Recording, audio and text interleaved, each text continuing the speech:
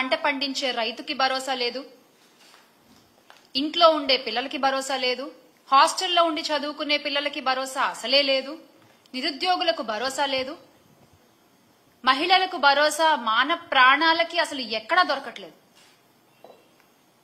గత 5 ఏళ్లలో అన్నా అని పిలిస్తే ఆదుకునే ఆపన్న హస్తాన్ని అందించే స్థితిలో ఉండే ఈ రాష్ట్రం ఈ రోజున అన్నా అన్యాయం జరిగిందన్నా కాపాడండి అన్నా అని నోరెత్తి గొంతెత్తి గగ్గోలు పెడుతున్నా కూడా ఆదుకోవడం అటు ఉంచితే అరెస్టులు చేయించే స్థితిలోకి వెళ్లిపోయింది.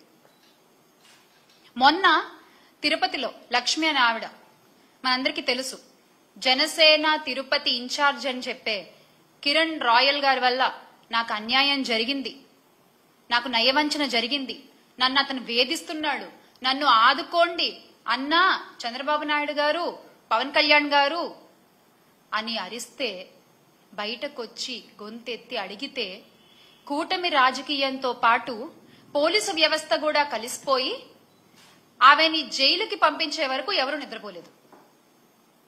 ఆ లక్ష్మి అనే ఆవిడ ఏ రాజకీయ పార్టీకి సంబంధించిన ఆవిడ కాదు. వివాదాలకు దూరంగా ఉంటూ భర్తను పోగొట్టుకుని పిల్లలతో జీవిస్తున్నటువంటి సగటు మహిళ. ఆమెకు జరిగిన అన్యాయాన్ని గుర్తెరిగి ఆమె బయటకొచ్చి దాని నుంచి బయటకొచ్చి మళ్లీ తన కుటుంబ జీవన పోషణ కోసం తనకు జరిగిన అన్యాయం నుంచి బయటపడితే తను ఆ కిరణ్ రాయల్కి ఇచ్చినటువంటి 1,30,00,000 తనకి తిరిగి వస్తే అది తన కుటుంబానికి ఉపయోగపడతాయి అని చెప్పి నమ్మి ఈ కూటమి ప్రభుత్వాన్ని సహాయం అడిగితే ఏం చేశారండి? మీరిచ్చిన తీర్పు ఏంటి? ఆవిడ అరెస్ట్. అంటే బహిరంగ సభల్లో అధికారులతో సమావేశాల్లో మీ మాటలు కోటలు దాటుతాయి. మహిళలకి ఏమన్నా అన్యాయం జరిగితే కడుపు రగిలిపోతుంది, కడుపు తరుక్కుపోతుంది. మహిళల safety is my utmost priority అని మాట్లాడినటువంటి గొంతులు ఈ రోజున ఎందుకు ఒక్క మాట కూడా మాట్లాడట్లేదు? మీ పార్టీ నాయకుడేగా. ఎందుకని? అంటే ఇవన్నీ మాటల వరకేనా? చేతల్లో ఇవేం కనబడవా? ఒక ఆవేశం అదంతా ఏమైపోయింది? ఈ రోజున ఆవేశం అంతా ఏమైపోయింది?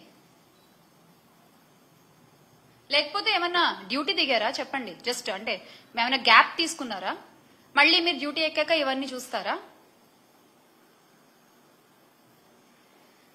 రాజకీయ ముసుగులో ఒక మహిళను వంచి మోసం చేసి, అంటే ఎంత సిగ్గు విడిచి ఆమె బయటకు వచ్చి ఇదంతా జరిగిందంతా చెప్పి 30 సవర్ల బంగారం తీసుకున్నాడు, మా అధికారు వస్తున్నాడు, 1,30,00,000 నాకు కావాలి అంటే అత్తగారి నుంచి వచ్చిన ధనాన్ని, నగదుని, బంగారాన్ని ఆ లక్ష్మి అనే ఆవిడ ఆయనకిస్తే ఆయన ఈ రోజున మాట్లాడే మాటలేంటి? తిరిగి అడుగుతున్నందుకు గొంతు పిసికి చంపేస్తా, నీ పిల్లలు పెద్దవాళ్ళు అయ్యారని ధైర్యంతో మాట్లాడుతున్నావా, వాళ్ళ కాళ్ళు విరిచేస్తా, ఏ పోలీసు వస్తాడు, ఎవరు చూసుకుంటారు అని చెప్పి మాట్లాడే మాటలా?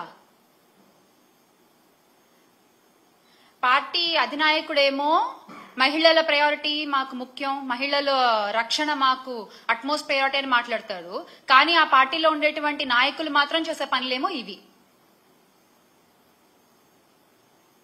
అంటే ఈ ఆధారాలన్నీ పట్టుకుని ఆ సగటు మహిళ పోలీస్ స్టేషన్ కి వెళ్లి ఫిర్యాదు చేద్దాం అనుకుంటే కనీసం కంప్లైంట్ కూడా తీసుకోరా అండి పోలీసులు? ఇదేం అన్యాయం అసలు? ఏం రాజ్యం నడుస్తోంది ఇక్కడ? ఇదే గత 5 ఏళ్లలో చూసుకుంటే ఫోన్లో దిశ యాప్ ని నొక్కిన, ఫోన్ ని షేక్ చేసిన, ఆడపిల్లలపై అన్యాయం చేయాలనుకున్న వాళ్ళని షేక్ చేసేలా, వాళ్ళ అంతు చూసేలా పనిచేసిన వ్యవస్థలో ఉన్న ఈ రాష్ట్రంలో ఈ రోజున మహిళలు భయంగా బతుకుతున్నారు.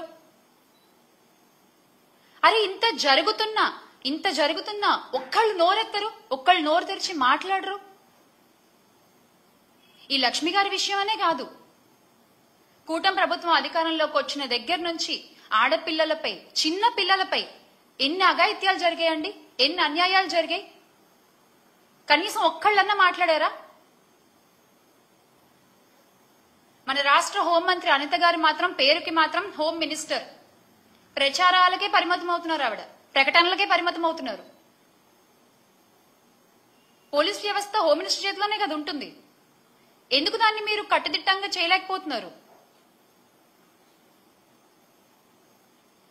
రాష్ట్రంలో గంజాయి సాగు చేసిన ఆడపిల్లలకి అన్యాయం చేయాలన్న ఆలోచన వచ్చిన ఆ రోజే వాడికి ఆఖరి రోజు అని చంద్రబాబు నాయుడు గారు చిలక పలుకులు పలికారు కదా.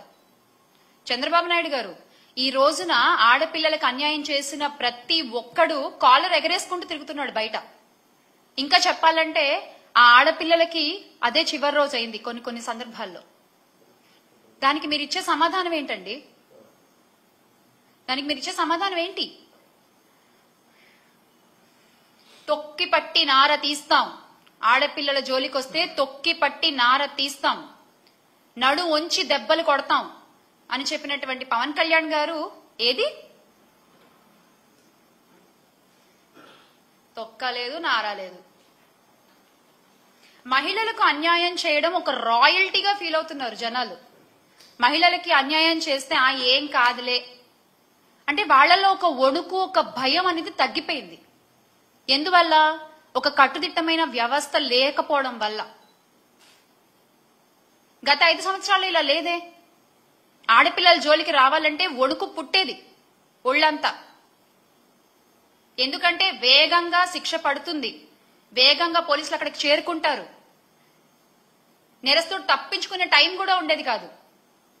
అంత ధైర్యంగా బతికిన మహిళలు ఈ రోజున కూటమి ప్రభుత్వంలో గుండెలు అరచెత్త పట్టుకుని బతుకుతున్నారు. అయినా ఇలా తప్పులు చేసే వాళ్ళందరికీ కూడా కూటమి ప్రభుత్వం మద్దతు పలుకుతూ ఉందంటే నాకు ఆశ్చర్యం వేస్తుంది ఒక్కసారి. మళ్ళీ కిరణ్ గారి విషయంలో, కిరణ్ రాయల్ గారి విషయంలో అంటే ఆగ మేఘాల మీద లక్ష్మి గారిని అరెస్ట్ చేయడానికి జైపూర్ రాజస్థాన్ జైపూర్ నుంచి పోలీసులు వచ్చేశారు, అరెస్ట్ చేశారు, తీసుకెళ్లిపోయారు. మరీ గమ్మత్తుగా ఈ విషయాన్నైనా 3 రోజులు ముందే చెప్పారు. పలానా జైపూర్ నుంచి పోలీసులు వస్తారు, లక్ష్మి గారిని అరెస్ట్ చేస్తారు, చూసుకోండి కావాలంటే అని. ఎగ్జాక్ట్ గా ఏదో కథ చెప్తే సినిమా తీసినట్టుగా ఎగ్జాక్ట్ గా అలాగే జరిగింది. కరెక్ట్ గా 3 days తర్వాత. అంత కరెక్ట్ గా ఎలా తెలుసు మీకు? మీరే ప్లాన్ చేశారా? మీరు చేసిన అన్యాయాలు బయట పెడుతున్నారని చెప్పి, మీకు ఎదురుగా ఒక మహిళ నిలబడి పోరాడుతోందని చెప్పి మీరే ప్లాన్ చేశారా? అంత ఆగమేఘాల మీద పక్క రాష్ట్రాల నుంచి మీరు అధికారులను తీసుకొచ్చి పని చేయించుకోగల సత్తా మీకుంటే, అంత పలుకుబడి మీకుంటే, సార్ ఆ పలుకుబడిని కొంచెం రాష్ట్ర ప్రయోజనాల కోసం వాడండి కదా, రాష్ట్ర మంచి కోసం వాడండి కదా. ఒక ఆడపిల్లకి అన్యాయం చేసిన వాడిని రక్షించడం కోసం మీరు ఆ పలుకుబడిని వాడేది కూటమి నాయకులు. ఒక ఆడపిల్లకి అన్యాయం చేసిన వాడిని రక్షించడానికి ఇంత పలుకుబడి వాడతారా? అదేదో రాష్ట్ర ప్రయోజనాల కోసం వాడుంటే ఎంతో కొంత మంచి జరిగేది కదా రాష్ట్రానికి. అంతకంటే దారుణం ఏంటంటే అన్యాయం జరిగిన బాధితురాల్ని ఆదుకోకపోగా, అండగా నిలబడకపోగా, అసలు ఆమెని ఒక తేరుకోలేని ఒక సిచ్యువేషన్ లో పెట్టడం, అరెస్ట్ చేసి జైల్లో వేసేస్తే అయిపోతుంది అంతే. ఇంకా వాళ్ళు నోరెత్తి మాట్లాడరు. విక్టిమ్ బ్లేమింగ్ అంటారు దీన్ని. ఇలా మీరు విక్టిమ్స్ ని బ్లేమ్ చేస్తూ ముందుకు పోతుంటారా? అంటే ఇది చూసి ఇంకొకళ్ళు ఎవరు బయటకు వచ్చి మాట్లాడరనా మీ ధైర్యం? ప్రజలిచ్చిన అధికారాన్ని ప్రజల కోసం కాకుండా మీ తప్పుల్ని కప్పిపుచ్చుకోవడానికి, మీ వాళ్ల తప్పుల్ని కప్పిపుచ్చుకోవడానికి మీరు వాడుకుంటున్నట్లంటే ఏ స్థితిలో ఉన్నామో, ఎంత గొప్పగా మీరు పరిపాలన చేస్తున్నారో ప్రతి ఒక్కళ్ళు చూస్తూనే ఉన్నారు. అంతెందుకండి, డిప్యూటీ సీఎం గారి సొంత నియోజకవర్గంలో ఒక ఆడపిల్లపై అత్యాచారం జరిగితే ఈ రోజు వరకు ఆయన వెళ్ళి మాట్లాడలేదు. ఏంటండి మీరు రక్షణ కల్పించేది మహిళలకి? ఏంటండి మీరు ధైర్యాన్ని నింపేది మహిళలకి? ఒకటి మాత్రం బాగా అలవాటైపోయింది, ఏది జరిగినా వైఎస్ఆర్ కాంగ్రెస్ పార్టీ వైపు వేలెత్తి చూపించడం, ఎస్కేపిజం. ఏది జరిగినా వైఎస్ఆర్ కాంగ్రెస్ పార్టీ వైపు వేలెత్తి చూపించడం. నవ్వుతున్నారు, అయినా మీకేం పట్టట్లేదు. నవ్విపోదురుగాక నాకేంటి సిగ్గు అన్నట్టుంది మీ ప్రవర్తన. నిజంగా అలాగే ప్రవర్తిస్తున్నారు మీరు. ప్రశ్నించే గొంతు నొక్కడమే ధ్యేయంగా కూటమి ప్రభుత్వం ముందుకెళ్తున్నారు. సోషల్ మీడియాలో మిమ్మల్ని ప్రశ్నిస్తున్నారని చెప్పి సోషల్ మీడియాలో వైఎస్ఆర్ కాంగ్రెస్ పార్టీ వైపు మాట్లాడే వాళ్ళ మీద ఎన్ని కేసులు పెట్టారు, ఎంత ఇబ్బంది పెట్టారు. కానీ మీరు ఒక్క విషయం గుర్తుపెట్టుకోవాలి, అణగదొక్కేస్తే అణిచిపోతారులే అనుకుంటే మీరు తొక్కిన ప్రతి అడుగు కింద నుంచి ఒక వట వృక్షమై లేస్తారు తప్ప ప్రతి కార్యకర్త భయపడి వెనక్కి తగ్గేది లేదు. భయపడి ఎవరు వెనక్కి తగ్గరు.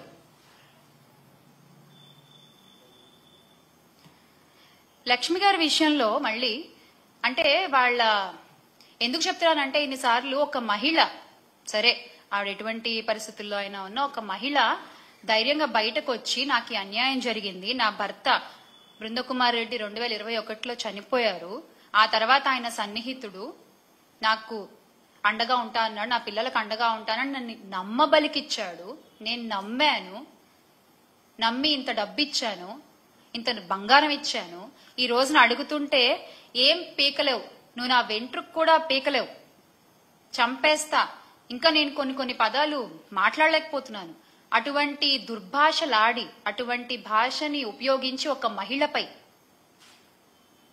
ఆవిడంత ధైర్యంగా బయటకు వచ్చి మాట్లాడుతున్నందుకు ఆ ధైర్యాన్ని మెచ్చుకుని ఆ మహిళకి అండగా ఉండకపోగా ఒక మహిళని కొట్టిన వాణ్ణి, ఒక మహిళని అబ్యూజ్ చేసిన వాణ్ణి, ఒక మహిళ దగ్గర డబ్బు దొబ్బేసిన వాణ్ణి మీరు వెనకేసుకొస్తున్నారు. మీరు ఇచ్చింది ఏంటి? ఆ పార్టీ అధికార ప్రతినిధి గారు ఇంత జరిగితే ఏం చేశారు, ఒక నోట్ రిలీజ్ చేశారు, పార్టీ కార్యకలాపాలకి పలానా వ్యక్తిని, ఆ కిరణ్ రాయల్ అనే వ్యక్తిని దూరంగా ఉంచుతున్నాము అని జనసేన పార్టీ నుంచి ఒక నోట్ రిలీజ్ చేశారు. అదేంటది? తొక్కిపట్టి నార తీయడం కదా మీ పార్టీ సిద్ధాంతం. ఇప్పుడు ఏమైపోయింది ఆ సిద్ధాంతం? మీ వాళ్ళ దగ్గరికి వచ్చేసరికి ఆ సిద్ధాంతం ఏమీ ఉండదు కదా. వైఎస్ఆర్సీపీ ప్రభుత్వ హయంలో మహిళలు గాని యువతులు గాని వాళ్ళ చేతుల్లో ఒక ఆయుధంలా పనిచేసిన దిశ యాప్ ని మీరు నిర్వీర్యం చేశారు. అంత గొప్ప వ్యవస్థలు మీరు ఎలాగో తీసుకురాలేరు, కనీసం దాన్నైనా పునరుద్ధరించవచ్చు కదా, కనీసం ఆడపిల్లలకు ధైర్యంగా ఉంటుంది. అలా చేయకుండా యువతుల మాన ప్రాణాలతో మీరు చెలగాటం ఆడుతున్నారు, నిజంగా చెలగాటం ఆడుతున్నారు. రాష్ట్రంలో శాంతి భద్రతలు క్షీణిస్తున్నా నిత్యం వాటిని డైవర్షన్ పాలిటిక్స్ తో కవర్ చేసుకుంటూ ప్రతి నెల ఒక్కొక్క టాపిక్ దొరుకుతుంది మీకు భలే. అసలు జరిగే అన్యాయాల్ని కవర్ చేయడానికి, జరిగే అన్యాయాల్ని డైవర్ట్ చేయడానికి, మీకు అనుకూలంగా ఉన్నటువంటి పచ్చ మీడియాల్లో వాటిని యథేచ్ఛగా ప్రచారం చేయడము, ప్రజల్ని నమ్మించే ప్రయత్నం చేయడము. అంటే చట్టం అనే ఒక కనీస గౌరవం కూడా లేకుండా మీరు ముందుకు దూసుకుపోతున్నారు, అన్యాయాలు అరాచకాలు చేసుకుంటూ, అత్యాచారాలు చేసే వాళ్ళని వెనకేసుకొస్తూ.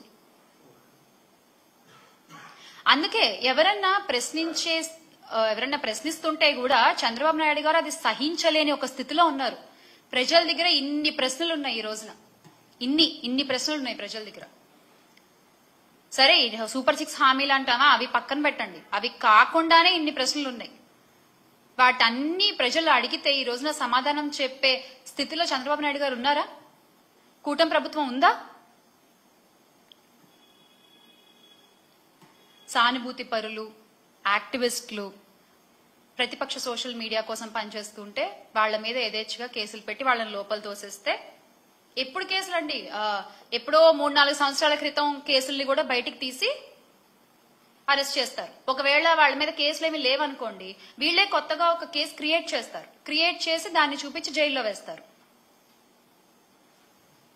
ఎన్నికల్లో ఇచ్చిన హామీలు గాలి కొదిలేయడం, ప్రతి నెల ఇలా ఏదో ఒక వంకతో ఏదో ఒక ఇష్యూతో డైవర్షన్ పాలిటిక్స్ చేయడము, తమ వైఫల్యాలన్నిటినీ గత ప్రభుత్వాన్ని పేరు చేర్చి ప్రజల ముందు ఏదో కొత్తగా ఒక కొత్త అబద్ధాన్ని చెప్పే ఒక ప్రయత్నం చేయడం, ఇవన్నీ కూడా ప్రజలు చూస్తున్నారు. మీరు ఏ ఒక్క సంక్షేమ పథకాన్ని ఇవ్వలేదు, మీరు ఏ ఒక్క మంచి కార్యక్రమాన్ని చేయలేదు. పోలీసులు ప్రజలకి ఎటువంటి విషయంలోనూ రక్షణ కల్పించలేకపోతున్నారు, భరోసా కల్పించలేకపోతున్నారు. ఇవన్నీ కూడా చూస్తున్నారు. గత 8 నెలలుగా రాష్ట్రంలో కొనసాగుతున్న కూటమి పాలన ఇదే. గత 8 నెలలుగా రాష్ట్రంలో జరుగుతున్న కూటమి పాలన ఇది సరిగ్గా తెలుగు తమ్ముళ్ళకి, మన జనసేన సైనికులకి ఒక ఎనర్జీ బూస్ట్ అన్నమాట. ఒక ఊతం ఇస్తోంది.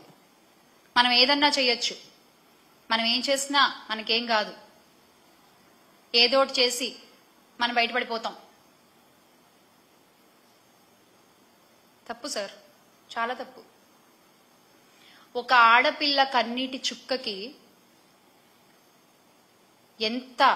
ఎన్ని ఘోరాలు జరుగుతాయో ప్రతి ఒక్కళ్ళకి తెలుసు. అలా ఇవాళ ఈ రోజున కూటమి ప్రభుత్వంలో ప్రతి ఆడపిల్ల కారుస్తున్న కన్నీటికి, అన్యాయానికి గురవుతున్న ఆడపిల్లలు కారుస్తున్న కన్నీటికి ఖచ్చితంగా ఈ కూటమి ప్రభుత్వం సమాధానం చెప్పాల్సి ఉంటుంది. ఇవన్నీ చూస్తూ కూడా అంటే ఎంత డైవర్ట్ చేసినా, ఎంత మీరు పచ్చ మీడియాలో మీకు అనుకూలంగా ప్రచారాలు చేసుకున్నా, ప్రచారాలతో ఎక్కువ రోజులు నడపలేరు కదా ప్రభుత్వాల్ని. ప్రచారాలతో ఎక్కువ రోజులు నడపగలరా ప్రభుత్వాల్ని? లేదు కదా. మళ్ళీ ఖచ్చితంగా ఆంధ్ర రాష్ట్ర ప్రజలు ధైర్యంగా తిరిగే రోజులు వస్తాయి. ఆడపిల్లలు, మహిళలు ముఖ్యంగా కన్నీరు కార్చే రోజులు త్వరలోనే పోతాయి. మళ్ళీ ఆంధ్ర గొప్పగా మారుతుంది. Make Andhra great again with Jagan అన్న. జై జగన్. ఆ ధైర్యం నింపడానికే ఇవాళ నేను మీ ముందుకు వచ్చి మాట్లాడుతున్నాను.